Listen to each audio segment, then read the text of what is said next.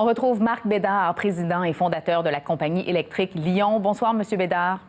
Oui, bonsoir, Mme Saint-Arnaud. Bon, évidemment, Lion était déjà connu, entre autres, pour ses autobus scolaires électriques. Il y a eu des ententes avec la SAQ l'an passé. Et là, qu'est-ce que ça représente, cette commande, pour vous, pour la croissance de votre entreprise? Une très, très belle annonce, hein? C'est 50 camions avec le CN. Le CN est un important joueur avec beaucoup de rigueur, très reconnu dans le monde du transport. Donc, pour nous, on pense que ça peut avoir un effet d'entraînement assez important au niveau de l'électrification. Est-ce que vous êtes en pourparlers avec d'autres acheteurs potentiels pour ce même type de camion? Parce qu'évidemment, il y a le CN, mais ça peut être utilisé par plusieurs autres entreprises.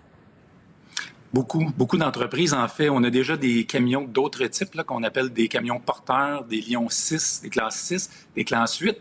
Et celui-là, bien, c'est un Lion 8 tracteur. Et tout à fait, en fait, il s'en vend des milliers de véhicules comme ça par année sur les routes en Amérique du Nord. Donc, il y a un énorme potentiel dans toute l'Amérique du Nord. On a l'impression, M. Bédard, que les choses vont vite pour Lion. Vous avez fait vos débuts en 2010, ça fait à peine 10 ans. Vous avez vendu vos premiers autobus en 2016. Ensuite, les ambulances, les camions urbains. Vos défis en ce moment, c'est quoi? En fait, ça va jamais assez vite. On aimerait que ça aille encore un peu plus vite. Mais là, on voit un grand intérêt au niveau de l'électrification. Ça nous prend des commandes comme celle que le CN vient d'annoncer aujourd'hui pour convaincre les gens, justement, que l'électrification, c'est dès maintenant. Donc, il y a plusieurs modèles de véhicules qui sont déjà disponibles. La technologie est là, donc c'est important d'y arriver. Donc, au niveau technologique, les défis sont plutôt derrière nous. Maintenant, c'est une acceptation par les opérateurs qui sont habitués, évidemment, d'opérer des camions diesel et qui, maintenant, là, se laissent tenter par des camions électriques. C'est probablement plus cher aussi à l'achat, un véhicule électrique. Monsieur Bédard, vous me corrigerez si je me trompe, mais de quelle manière vous devez faire des efforts pour convaincre les entreprises d'adopter votre technologie? En fait, c'est exactement ce que vous venez de dire, c'est que le coût à l'achat est supérieur au coût à l'achat du camion diesel. Par contre, d'un autre côté, on récupère rapidement le coût à l'achat, le surplus de coût à l'achat par la réduction des frais d'opération. Donc, beaucoup moins de frais d'énergie, beaucoup moins de frais d'entretien. Donc, selon l'utilisation du camion, il y a des types d'utilisation, comme exemple le camion de collecte de déchets, où c'est environ 5 à 6 ans, sans aucune aide gouvernementale, où il y a un retour sur investissement qui se fait. Donc, le seul enjeu aujourd'hui, c'est le surcoût à l'achat.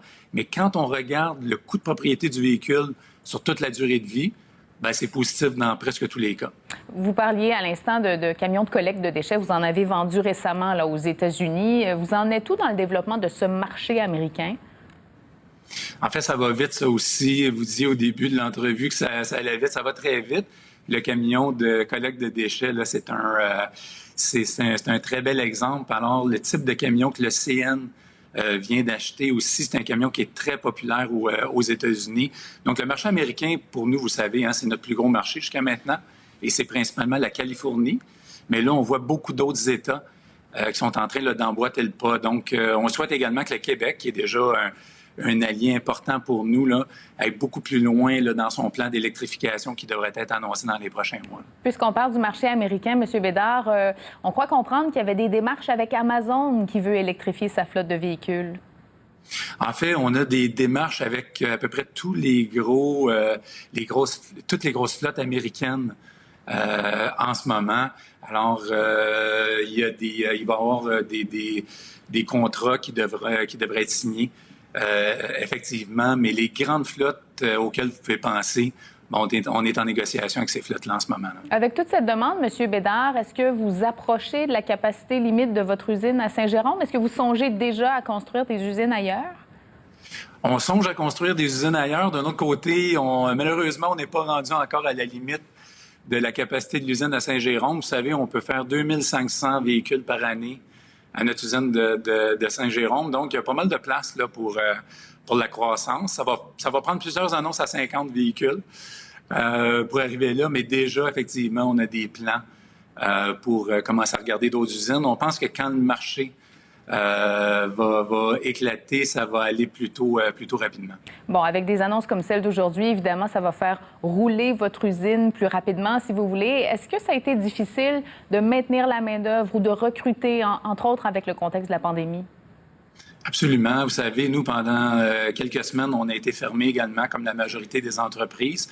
Donc, on a souffert, les employés ont souffert aussi. Par contre, c'est là qu'on voit là, où l'entraide est importante. Et les gens sont revenus au travail. Et puis, il y a une harmonie, je pense, encore meilleure qu'avant. Donc, pas facile de recruter les gens.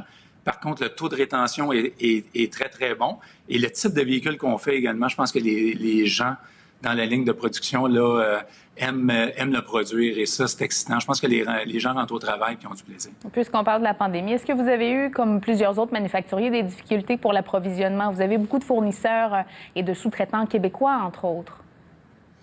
Plusieurs au niveau du Québec, mais plusieurs dans le reste du Canada, au niveau américain et dans le reste du monde aussi. Donc, tout à fait, comme vous venez de le dire, là, des gros enjeux. Donc, notre stratégie, nous, ça a été de plutôt qu'être dans un mode d'approvisionnement just in time, bien, ça a été plutôt qu'il y a des approvisionnements en grand nombre qui se font dès que les composantes sont disponibles pour être sûr qu'on n'en manque pas. Donc, il y a quand même beaucoup d'inventaire, mais c'est correct, c'est dans des périodes comme la pandémie là, qu'on voit que ça a été bénéfique là, d'adopter une approche là, comme celle-ci. Oui, d'autant plus que dans les prochains mois, on sait qu'il y a des plans de relance de l'économie qui auront des volets verts. Ça va peut-être vous aider un peu. Je vous souhaite bonne chance pour la suite. Merci beaucoup d'avoir été là, M. Bédard. Merci à vous.